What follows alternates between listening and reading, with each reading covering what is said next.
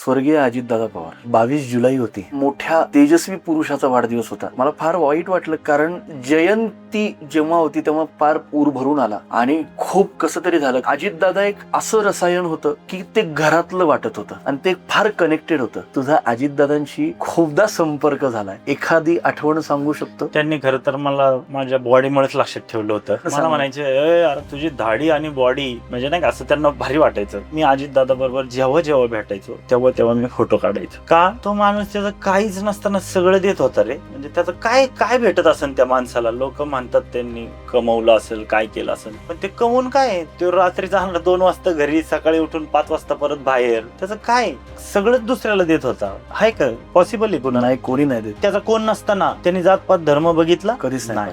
सगळ्यांची कामं केली. तुमच्या आमच्यासाठी तो उठून काम करत होता. तर हे राजकारणातली शोकांतिका आहे. माणूस गेल्यानंतरच हे सगळं दिसतं. जोपर्यंत तो होता तोपर्यंत त्या गोष्टीची शून्य व्हॅल्यू होती. पण तो कदाचित आपण झोपेत होतो, पण तो आपल्यासाठी काम उठून करत होता. हो रे दादांचं. आणि त्याचं काहीच त्याच्यात स्वार्थ नव्हता. मला तर वाटतंय तो जे खावळायचा नाही का, त्याच्यासाठी करत होता का तो? काय संबंध आहे? त्यासाठीच करायचे ते लोकांसाठी करत होता तो. बरोबर आहे की नाही? आणि एवढा कोण माणूस लोकांसाठी टाइम देईन, मला तरी नाही वाटत.